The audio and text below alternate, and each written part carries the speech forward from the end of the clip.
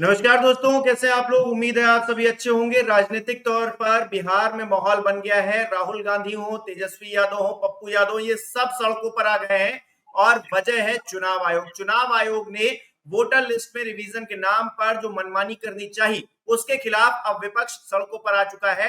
राजीव रंजन जी हमारे साथ में मौजूद हैं। सर, बहुत बहुत स्वागत है आपका। सर, किस नमस्कार। तरह से देख रहे हैं आप। इतने दिनों से कह रहे थे कि विपक्ष को सड़कों पर उतरना चाहिए, ये ट्वीट ट्वीट खेल रहे हैं और चुनाव आयोग के खिलाफ अब ये सड़कों पर उतर गए हैं। आपकी बात मान ली गई है, कैसे देख रहे हैं?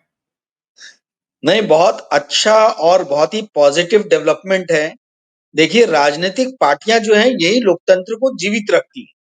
और हिमांशु जी, आपको जानकर आश्चर्य होगा कि जो 4 दिन पहले आपके साथ इंटरव्यू में मैंने कहा था, फेसबुक पे वही लोग चीजें अपने नाम से पोस्ट बना बना के डाल रहे और मुझे भेज रहे हैं। तो हम्म, इसका मतलब है कि वो कहीं ना कहीं लोगों तक संदेश जा रहा है, मैसेज जा रहा है। जब आपको ही आपकी बोली हुई बातें लोग भेजना चालू कर देते हैं अलग अलग नामों हम्म, से, तो आप समझ जाइए कि आपका मैसेज बहुत लोगों तक पहुंचा है। और ये हम्म, जो इन्होंने लिया है डिसीजन कि हमको स्ट्रीट पे उतरना है, we need to hit the hmm, street, ये हम्म, एकदम राइट स्ट्रैटेजी है। क्योंकि देखिए, हम्म, लगभग आप देखिए 1 डेढ़ साल से हम लोग यही बात कर रहे हैं कि विपक्ष जो है वो सड़कों पे नहीं उतर रहा। और वो सड़कों पे नहीं उतर रहा तो इनका मनमानी और बढ़ रहा है, इनके हौसले और हम्म, बुलंद हो रहे हैं।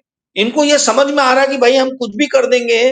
तो विपक्ष इतना निर्बल है, दुर्बल है कि भाई ये उतर ही नहीं पा रहा, सड़कों पे अपोज ही नहीं कर पा रहा है। आप याद हम्म, कीजिए 2011-12 का वो समय, जब कांग्रेस के खिलाफ जो है आरएसएस और भारतीय जनता पार्टी और इनके जो मखौटे लोग थे, Anna Hazare type, Baba Ramdev type, Shri Shri Ravishankar type, ये लोग सब सड़कों पे उतर गए थे। और फिर उसने एक हम्म, ऐसा माहौल खड़ा किया था कि बहुत बड़ी जीत के साथ में जो है भाजपा सत्ता में आई और कांग्रेस जो है 44 सीटों पे निपट गई। इसका हम्म, मेन जो कांग्रेस का पतन होने का कारण जो 2014 में था, वो सिर्फ और सिर्फ ये था कि विपक्षी पार्टियों ने और उनके द्वारा समर्थित संगठनों ने, सिविक जो ऑर्गेनाइजेशन बोला जाए, सिविक बॉडीज जो बोला जाए, इन लोगों ने जो है वो हिट किया स्ट्रीट को। वो सड़कों पे उतरे और उन्होंने प्रदर्शन किया।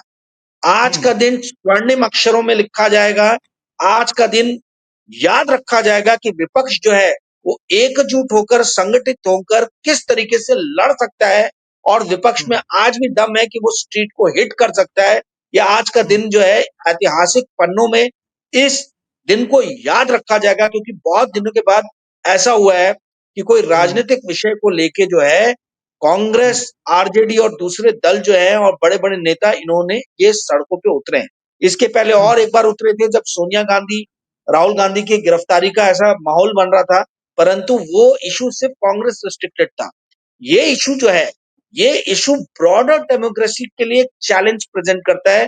और ये बहुत अच्छा हुआ कि इसको इसी टाइम पे टैकल करने के लिए जो है अपोजिशन पार्टीज एक हो रही है। जी हिमांशु। हम्म। राजीव जी, आखिरी में रिजल्ट मायने रखता है, आउटकम क्या निकला। क्योंकि आपने रैली की, आप सड़कों पर उतरे, आपने नारेबाजी की, आपके समर्थकों ने कई जगह पर इतना हंगामा किया, ट्रेन रोक दी, टायर जलाए सड़कों पर। आउटकम क्या निकला राजनीतिक तौर पर? चुनाव आयोग क्या कटघरे में खड़ा हो पाया? क्या भारतीय जनता पार्टी दबाव महसूस कर पाई? ये देखना, ये समझना भी इंपॉर्टेंट रहेगा। पहले दिन ही तो आउटकम मिलेगा नहीं आपको, आपको हम्म, प्रेशर बना के रखना पड़ेगा। देखिए, हम्म, डेमोक्रेसी में घेराव हो गया, सत्याग्रह पे बैठना हो गया, ये सब प्रेशर वॉल्व है। ये प्रेशर वॉल्व है जिनके जरिए जो है लोग अपना आक्रोश, अपना गुस्सा, विपक्षी पार्टियां अपना विरोध, ये सब के सब जो है ये दर्ज करते हैं। तो ये हम्म, वॉल्व है। ऐसी डेमोक्रेसी जीवंत रहती है, जीवित रहती है और सुदृढ़ होती है, सशक्त होती है। इस चीज हम्म, की कमी, इस चीज का अभाव पिछले 10-11 सालों से हम महसूस कर रहे थे। जब तक हम्म, डेमोक्रेसी के अंदर में आप घेराव नहीं करो, आप हड़ताल नहीं करो, आप जब तक गलत नीतियों के खिलाफ आंदोलन नहीं करो, तब तक फिर हम्म, डेमोक्रेसी डेमोक्रेसी कैसी कहलाए। डेमोक्रेसी को यदि जीवित रखना है, डेमोक्रेसी में यदि जनता की बात को सर्वोपरि रखना है, डेमोक्रेसी में हम्म, यदि विपक्ष को अपनी शक्ति का प्रदर्शन करना है, तो कैसे करेगी। यही तरीके हैं। ये इनको मतलब मैं कोई अराजकता की बात नहीं कर रहा हूं। ये इनको पावर जो है संविधान ने दिया है। ये संविधान के अंतर्गत शांतिपूर्ण तरीके से, अहिंसावादी तरीके से आप अपनी बातों को रखिए, घेराव कीजिए। और मेरा ऐसा मानना है हिमांशु जी, आप आउटकम की बात कर रहे हो, अगर ऐसी consistently and constantly, consistently and constantly ऐसा ही प्रेशर बना के रखा, यदि कांग्रेस ने और आरजेडी ने और समाजवादी पार्टी ने, जो भी वहां बिहार में सक्रिय हैं पार्टियां, इन्होंने अगर उसी तरीके से प्रेशर बना के रखा, तो इलेक्शन कमीशन को झुकना पड़ेगा। इलेक्शन कमीशन का ये जो बार्बरिक एक्ट जो है कि आधार को हम निराधार करेंगे, आधार को हम मानेंगे नहीं, इसके ये इनको वापस लेना पड़ेगा। ऐसा नहीं हो सकता कि आप जो है कभी आधार को बेस डॉक्यूमेंट बनाओ तमाम तरीके की सब्सिडी देने के लिए, और वहीं आप आधार को निराधार कर दो, उसको अस्वीकार कर दो, उसको मानो नहीं जब वोटिंग की बारी आए। ये सरासर जो है, ये पिक एंड चूज की जो पॉलिसी है कि आप अपने कंफर्टेबल, आपको जो कंफर्ट देता है उस टाइम पे आधार को पिक करो, चूज करो, और जब आपको लगता है कि नहीं भैया ये सही समय नहीं है, तो आप उसको अबैंडन कर दो, छोड़ दो। तो ये पिक एंड चूज की जो पॉलिसी है, ये पॉलिसी ठीक नहीं है। जहां तक रही बात आउटकम की, तो आउटकम आपको नजर आएगा। बस ये कंसिस्टेंटली इनको एक प्रेशर मेंटेन करने की जरूरत है। इनको कॉन्स्टेंटली जो है हैमर करना चाहिए, कॉन्स्टेंटली हैमर करते रहना चाहिए। ये एक दिन करके विरोध प्रदर्शन करके यदि आरजेडी और कांग्रेस चुपचाप बैठ गई, तो इसका कोई इंपैक्ट नहीं होगा। इनको दिखाना पड़ेगा अपना राजीव जी, मैं टेम्परामेंट। वही वही जानना चाह जी। रहा था कि ये लोग एक दिन करते हैं फिर बैठ जाते हैं। ये मतलब हम्म। विपक्ष की आदत, हमने ऐसा नहीं है कि ये पहली बार हो रहा है, कई बार ऐसा हमने देखा है कि ये एक दिन बहुत ज्यादा हंगामा करते हैं और दूसरे दिन शांति से बैठ जाते हैं। कुछ दिन सोशल मीडिया पर, मीडिया में इसकी चर्चा होती है, फिर आई गई बात हो जाती है। तो इस प्रेशर को क्रिएट करते रहते हुए आगे और ज्यादा प्रेशर क्रिएट करना, क्या इतना दमखम या फिर इतना आक्रोश आपको दिख रहा है इन नेताओं के अंदर, राहुल गांधी हो या तेजस्वी यादव हो, इस वक्त, इस माहौल में? अभी नहीं तो कभी नहीं। ये इनको जो मुद्दा मिला है, ये बहुत बड़ा मुद्दा मिला है हिमांशु जी। आधार हम्म, कार्ड गवर्नमेंट का डॉक्यूमेंट है, और इलेक्शन कमीशन बोल रहा कि मैं आधार को इलेक्शन के टाइम में नहीं मानूंगा, तो ये तो मूर्खता, मतलब इतना, इससे बड़ा कोई और मुद्दा हो ही नहीं सकता है। तो ये इनको दिखाना पड़ेगा कि इनके पास में टेम्परामेंट है, इनके पास में स्टेमिना है, इनके पास में इस आंदोलन को जारी रखने के लिए संसाधन है, इनके पास में हम्म, वर्कर्स हैं। यदि ये एक दिन का जो है ये सिर्फ एक नुमाइश बन के रह गया, तो इससे हम्म, और ज्यादा फेस लॉस होगा विपक्षी पार्टियों का। आपको हम्म, सिर्फ सांकेतिक हड़ताल या सांकेतिक आंदोलन नहीं करना है। संकेत हम्म, देने से अब मामले नहीं सुलझने वाले हैं। ये पिछले हम्म, 11 साल से हम देख रहे हैं कि भाई आप सांकेतिक रूप से कुछ करो, उसका कोई आपको जो है सोल्यूशन नहीं मिलता है। यदि आपको हम्म, सोल्यूशन चाहिए, तो आपको ये कंसिस्टेंटली, कॉन्स्टेंटली ये आंदोलन करते रहना पड़ेगा, जब तक इलेक्शन कमीशन जो है अपने तुगलकी फरमानों को वापस नहीं लेती है। ये तुगलकी हम्म, फरमानों को वापस जब तक ना लिया जाए, तब तक कांग्रेस के कार्यकर्ता और आरजेडी के कार्यकर्ता सड़कों पे रहे, बने रहे, हम्म, अहिंसात्मक रूप से, बिना हिंसा का हम्म, प्रयोग किए हुए, बिना कहीं भी सरकारी संपत्तियों को किसी भी तरीके का डिस्ट्रॉय किए हुए या उसको किसी भी तरीके का नुकसान पहुंचाए हुए, इनको अहिंसात्मक तरीके से मंत्रालय का पटना में घेराव करना चाहिए और सत्याग्रह पे वहां पे बैठना चाहिए। इलेक्शन कमीशन पीछे हटेगा, क्योंकि इलेक्शन कमीशन को मालूम है कि वो गलत काम कर रहे हैं। जी हिमांशु जी। हम्म।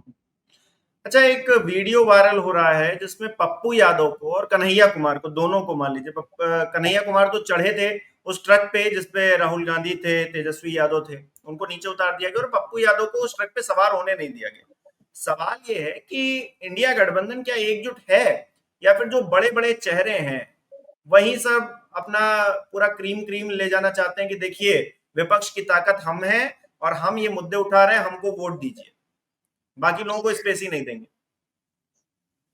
नहीं, आप बोल रहे हैं कि कन्हैया कुमार को पप्पू यादव को चढ़ने नहीं दिया गया और कन्हैया कुमार और तेजस्वी यादव को उतार दिया गया। नहीं, तेजस्वी जी। को नहीं, सिर्फ कन्हैया को उतार दिया गया। तेजस्वी और राहुल गांधी एक ट्रक पे सवार थे, हाँ, वो पूरा शो कर रहे थे। मैं समझ गया आपकी बात। तो देखिए, कन्हैया कुमार को तो कॉन्स्टेंटली अब सवाल कन्हैया कुमार से पत्रकारों ने पूछा, जयराम रमेश उनसे माइक छीन लेते हैं जवाब देने के लिए। तो कांग्रेस का जो आप देखिए जो अ, जिस तरीके से वो बिहेव करते हैं ना, यही जनता को जो है बड़ा मतलब जनता उस चीज को पसंद नहीं करती। और ये जितने हम्म। चमचे चेले चपाटे हैं ये बताते भी नहीं है गांधी परिवार को, राहुल गांधी हो या प्रियंका गांधी हो या खड़गे जी जो अध्यक्ष हैं। देखिए हम्म। आप भी वही करने जा रहे हो जो नरेंद्र मोदी कर रहे हैं, जो भाजपा ने किया। भाजपा ने हम्म। नरेंद्र मोदी को जो है वो चेहरा बनाया, नरेंद्र मोदी नरेंद्र मोदी नरेंद्र मोदी, पूरी ब्रांडिंग नरेंद्र मोदी। कांग्रेस भी अब वही कर रही है, राहुल गांधी राहुल गांधी। अरे एक आदमी से पार्टी चलती है क्या? आम आदमी पार्टी ने इसका खामियाजा भुगता है। आम आदमी बिल्कुल। पार्टी की स्ट्रैटेजी शुरू से ही जो थी वो गलत थी कि अरविंद केजरीवाल अरविंद केजरीवाल अरविंद केजरीवाल। ये इंडिया की डेमोक्रेसी जो है ये प्रेसिडेंशियल डेमोक्रेसी नहीं है। इसमें आप एक आदमी को सुपर पावर बना के मत दिखाओ। अकेला चना भाड़ नहीं फोड़ता है, एक आदमी के हम्म। बस का नहीं है। तो ये जो हम्म। किया जाता है कि भाई एक ही लीडर जो पूरा लाइमलाइट ले लेगा, बाकी क्या फिर मतलब क्या करेंगे बाकी लोग? बाकी लोग जो है आप जब तक स्पेस नहीं दोगे, कांग्रेस भी वही गलती दोहरा रहा है जो आम आदमी पार्टी ने दोहराई, जो भारतीय जनता पार्टी ने दोहराई। अभी कृपया हम्म। करके कांग्रेस जो है ये समाहित करने वाली पार्टी है, पुरानी पार्टी है। और जो राहुल हम्म। गांधी इंक्लूसिव पॉलिटिक्स की बात करते हैं, अरे भाई जब आप अपने लीडर्स को इंक्लूड नहीं करोगे, जब आप उनको लाइमलाइट में नहीं आने दोगे, तो फिर कैसे मानेंगे कि आप इंक्लूसिव की बात कर रहे हो? आप ये हम्म। प्रेसिडेंशियल फॉर्म में जो है सारा लाइमलाइट आप ही खा जाओगे, सारी पॉपुलैरिटी हम्म। आप ही खा जाओगे और आप चाहोगे कि इसको मैं बांटू नहीं। तो ये तो जो भाजपा ने किया है मोदी को सुपर हीरो बना के, या आम आदमी पार्टी ने अरविंद केजरीवाल को हीरो बना के, वही गलती आप कर रहे हो। आज हम्म। सबसे बड़ी लायबिलिटी आम आदमी पार्टी के लिए अरविंद केजरीवाल है। आज सबसे हम्म। बड़ी लायबिलिटी भाजपा के लिए जो है नरेंद्र मोदी है। तो क्या कांग्रेस को दूसरों की गलती से सीखना चाहिए। कांग्रेस एक कलेक्टिव डिसीजन लेने वाली पार्टी है, ये कलेक्टिव जो है डिसीजन लेती है। इसमें ऐसा नहीं दिखाना चाहिए कि भाई एक ही आदमी जो है राहुल गांधी यही है, बाकी सब कोई कुछ नहीं है। ये गलत स्ट्रैटेजी है।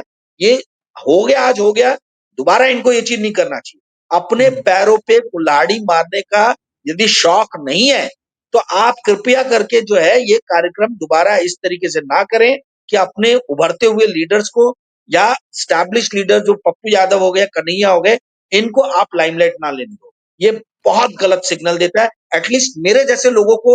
और जो इंटेलिजेंशिया क्लास है जो जानती है कि एक आदमी जो है अकेला आदमी कुछ नहीं कर सकता। 10 साल से 11 साल से हम देख रहे राहुल गांधी अकेले क्या कर लिए। जब हमारे जैसे लोगों ने बोलना चालू किया तब जाके कांग्रेस के अंदर में संजीवनी आई है, जान जो है उसको मिली है, वैकल्पिक मीडिया से उसको ताकत मिली। तो ये एक अकेले आदमी को जो है ये सुपरमैन दिखाना जो है ये बंद करें, अन्यथा ये इनके खिलाफ जाए। जी हिमांशु जी। हम्म। अच्छा, तेजस्वी यादव सुबह-सुबह ये कह रहे थे कि नीतीश कुमार अचेत हो गए हैं, वो पूरी तरीके से हाईजैक हो गए। अब उनका बयान जो है वो किस तरह से देखा जाए, क्योंकि नीतीश कुमार की कोई भूमिका इस वक्त क्या आपको बिहार की राजनीति में नजर आ रही? क्योंकि बिहार की बात हो और नीतीश कुमार शांत रहे या नीतीश कुमार के चर्चे ना हो, ये पहली बार मैं देख रहा हूं। मतलब आपने तो और भी राजनीति कवर की है, जरा अपने एक्सपीरियंस से हम लोगों को बताइए, हमारे दर्शकों को बताइए। नीतीश कुमार इस बार चुनाव से गायब है, चुनाव की चर्चा में ही नहीं है, और उनकी जब चर्चा हो रही है तो नेगेटिवली हो रही है। देखिए ऐसा है हिमांशु जी, आपको अंदर की बात बता रहा हूँ, 4 PM के दर्शकों के लिए भी बता रहा हूँ, जो बात अभी कहीं भी नहीं है। Nitish Kumar next chief minister नहीं बनने वाला। ठीक है, ये चुनाव पूरा का पूरा भारतीय जनता पार्टी की ताकत पे लड़ा जाएगा और राष्ट्रीय स्वयंसेवक संघ की ताकत पे लड़ा जाने वाला ये चुनाव है। और यदि ये हम्म। लोग जीतते हैं तो पहली बार बिहार में मुख्यमंत्री जो है वो भाजपा का बनेगा, भाजपा का हम्म। फर्स्ट टाइम बनेगा। और यही पूरी आरएसएस और भाजपा की कवायद है कि बिहार जैसे इंपॉर्टेंट स्टेट में पहली बार हमें अपना मुख्यमंत्री बैठाना है, फर्स्ट टाइम जो है। तो इसीलिए नीतीश कुमार जो है पीछे, और नीतीश कुमार अगर ज्यादा बोलेंगे तो भैया उनकी पार्टी को ही दो फाड़ में कर दिया जाएगा। नीतीश कुमार के आधे से ज्यादा सांसद जो है वो कभी भी भाजपा की जोली में गिरने के लिए तैयार है, पके हुए आम की तरह। ठीक है, तो हम्म। इसीलिए नीतीश कुमार जो है अपनी चुप्पी बनाए हुए हैं, क्योंकि ये पूरी तरीके से आज की डेट में भाजपा के ऊपर में आश्रित है। अभी जब सीटों का बंटवारा होगा उस टाइम में आपको समझ में आएगा कि बहुत सारे ऐसे कैंडिडेट हैं जो लड़ तो रहे हैं नीतीश कुमार की पार्टी के टिकट पे, बट वो है एक्चुअल में भारतीय जनता पार्टी के लोग, ठीक है। हम्म। और वो जिस भी दिन चाहेंगे भारतीय जनता पार्टी उनको उठा के जो है अपने अपने में विलय करा लेगी। तो सेम वही चीज जो है, मतलब ये स्ट्रेटेजी जो है, ये मुझे नहीं मालूम अपोजिशन इस बात को पकड़ पा रहा है कि नहीं पकड़ पा रहा है। जेडीयू में या चिराग पासवान की पार्टी से भले ही उनके टिकट पे, उनके एम्बलम पे कोई व्यक्ति चुनाव लड़ेगा, तो उसका मतलब ये नहीं होगा कि ये व्यक्ति जो है ये उस पार्टी के लिए डेडिकेटेड है या उसकी थिंकिंग के लिए डेडिकेटेड है। वो भाजपा का ही आदमी होगा जो इनके एम्बलम पे लड़ेगा। ये स्ट्रैटेजी है, ये अंदर की स्ट्रैटेजी मैंने 4 PM के दर्शकों को आपके लिए बता दिया है। ध्यान से अब आगे आप देखते जाइएगा कि किस तरीके के लोगों को टिकट मिल रही है। तो नीतीश हम्म। कुमार को मालूम है कि भाई उनको एक भीष्म पितामह की तरह चुपचाप प्यार से जो है वो बाजू में हो जाना है, ताकि उनका सम्मान भी बचा रहे। परंतु ये चुनाव जो है, ये चुनाव भारतीय जनता पार्टी अपने मुख्यमंत्री को बैठाने के लिए लड़ रही है, और इसीलिए ये सारी कवायद की जा रही है इलेक्शन कमीशन की, कि इलेक्शन कमीशन के जरिए कि भैया किसी भी तरीके से जो है बीजेपी बहुत बड़े जनमत के साथ में जो है वो जीत के आए, और जो साथी पार्टियां हैं उन पार्टियों से भी वही कैंडिडेट जीते जो बीजेपी विचारधारा की, जो आरएसएस की विचारधारा को मानते हैं। उन पार्टियों को जिताने के लिए जो है आरएसएस अपनी पूरी शक्ति लगाने वाली है, बीजेपी अपनी पूरी शक्ति लगाने वाली है। जी हिमांशु जी। हम्म। अच्छा, एक है कौशल यादव, इन्होंने आरजेडी का दामन छोड़ दिया है। ऐसे ही हम देख रहे हैं कि जेडीयू में भी टूट हो रही है। तो ये वक्त है जब नेता इधर से उधर शिफ्ट कर रहे हैं। ऐसे दौर में नीतीश कुमार का सक्रिय ना होना और भारतीय जनता पार्टी का बहुत ज्यादा सक्रिय होना क्या दिखा रहा है कि नीतीश कुमार, चलिए मान लीजिए हाईजैक भी हो गई, हम मान लेते हैं कि पार्टी हाईजैक हो गई, तो ऐसे में जो केंद्र में, क्योंकि बैसाखी सरकार मोदी जी चला रहे हैं, उसका एक बैसाखी का एक पाया तो नीतीश कुमार भी हैं, तो उनको ऐसे ही लेफ्ट आउट तो छोड़ नहीं दिया जाएगा। या फिर इसके पीछे भी कोई स्ट्रेटेजी है कि उधर नहीं नहीं, शरद मैंने पवार की आपको, तैयारी हो रही, शरद पवार इधर आ जाएंगे और इनका जो इधर से जाएगा नहीं नहीं, वो उधर कोई से कहीं नहीं जा रहा, कोई कहीं नहीं जा रहा। मैंने जैसे आपको पिछले आंसर में बताया, जी। नीतीश कुमार के बहुत सारे मेंबर ऑफ पार्लियामेंट जो वो एक्चुअल में भाजपा के लोग हैं।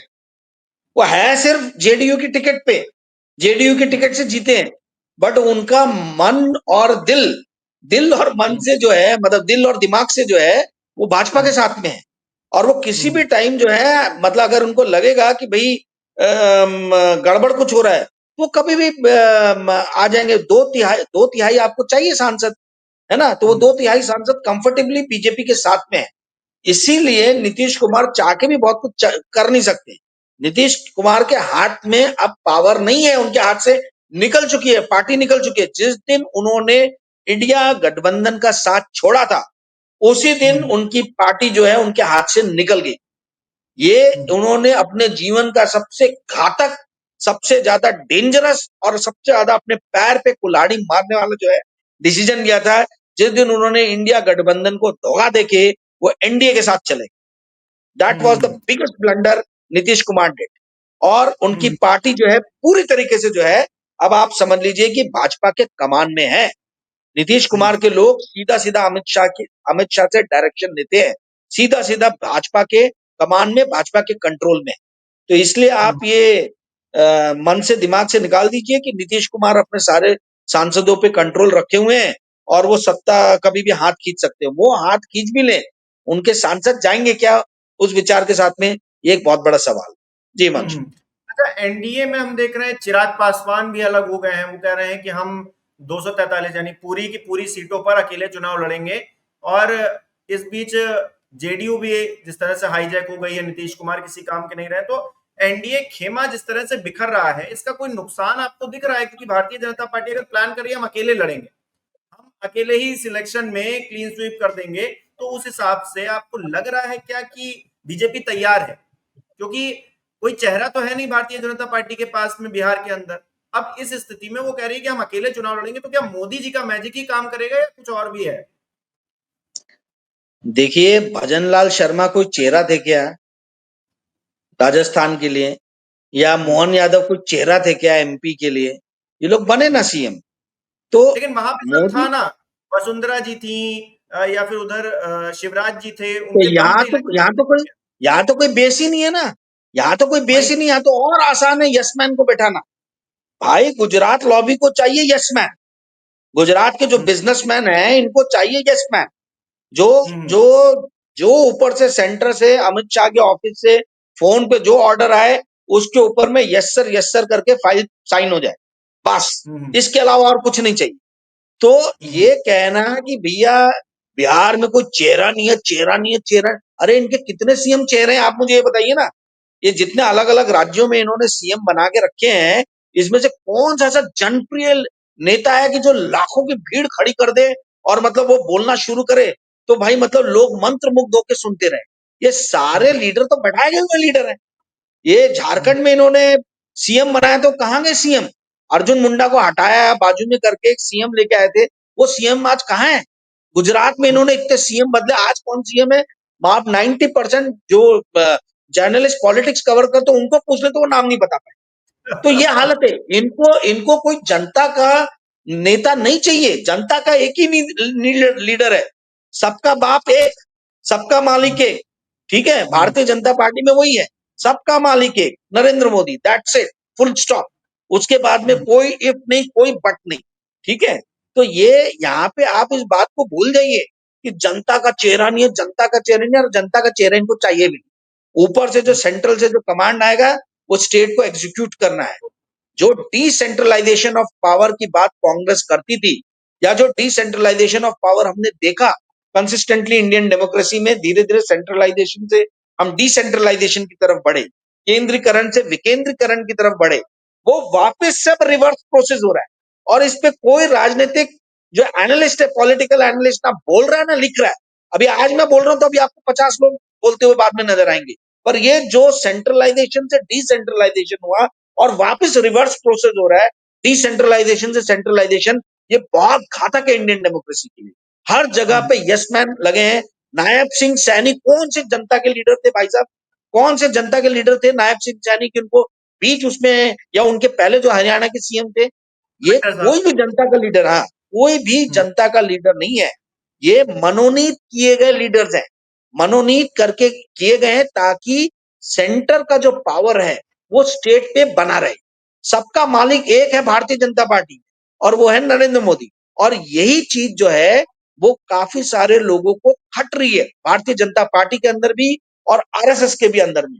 क्योंकि इस तरीके से केंद्रीकरण हो गया है पूरी की पूरी सत्ता का नरेंद्र मोदी के अंदर में, कि बाकी और किसी के लिए स्पेस ही नहीं है, बाकी किसी के लिए स्पेस नहीं। तो जो हम्म, आदमी इंटेलेक्चुअली इंडिपेंडेंटली सोचता है, उसके लिए भारतीय जनता पार्टी में आज की डेट में कोई जगह ही नहीं है, कोई स्पेस ही नहीं है। इसलिए आप देखोगे कि जितने भी पुराने लीडर हैं सब हाशिए पे चले गए। आप देखिए मध्य प्रदेश के शिवराज सिंह चौहान 20 15 18 साल 17 साल रहे हैं वो चीफ मिनिस्टर। उनकी हालत आप देखिए। कल आपको पता है वो रेलवे की थर्ड क्लास उस पे बोगी में बैठ के आए हैं, और उन्होंने कैसे कह रहे भारी बयान दिए। जो नितिन गडकरी जी ने जो बोला, जिसपे संजय शर्मा जी के साथ में 2 दिन पहले मैंने वीडियो बनाया था हम्म, कि भाई हम्म, गरीब गरीब होता जा रहा, अमीर अभी, वही बात कल इन्होंने भी कही है। जो मध्य प्रदेश के सीएम थे शिवराज सिंह चौहान। तो ये चीज तो सब पुराने लीडर जो है महसूस कर रहे हैं कि भाई सबका स्पेस एक ही आदमी खा गया। और जो आपने शुरुआत में क्वेश्चन किया, जो राहुल गांधी ने, मैंने बोला कि राहुल गांधी भी वही गलती ना करें, कांग्रेस भी वही गलती ना करे कि कांग्रेस एक लीडर को जो उभारने में लगी हुई है, पूरी अपनी ताकत झोंक रही है। कांग्रेस विकेंद्रीकरण करने वाली पार्टी है, कांग्रेस सबको समाहित करके चलने वाली पार्टी है। तो इनको डिसेंट्रलाइजेशन ऑफ पावर के ऊपर में सोचना चाहिए। जी हिमांशु। चलिए राजीव जी, देखते हैं कि आगे क्या होता है। बिहार की जो तस्वीर है वो बहुत ज्यादा इंपॉर्टेंट रहने वाली है, क्योंकि हम देख रहे हैं जिस तरह से इलेक्शन हुए लोकसभा के, उसमें भारतीय जनता पार्टी ने मुंह की खाई। उसके बाद अब बिहार का इलेक्शन है जो बहुत बड़ा इलेक्शन कहा जा रहा है, और इस इलेक्शन में कहीं ना कहीं एक टेस्ट होना है। अब इस टेस्ट में विपक्ष पास होता है या फिर भारतीय जनता पार्टी, ये वक्त बताएगा। राजीव जी, आपका बहुत बहुत शुक्रिया हमारे साथ जुड़ने के लिए, और हमारे दर्शक कमेंट करके बताएं कि उनको ये जो बिहार में सड़कों पर नेता उतरे हुए हैं वो किस तरह से देखते हैं। बहुत बहुत धन्यवाद।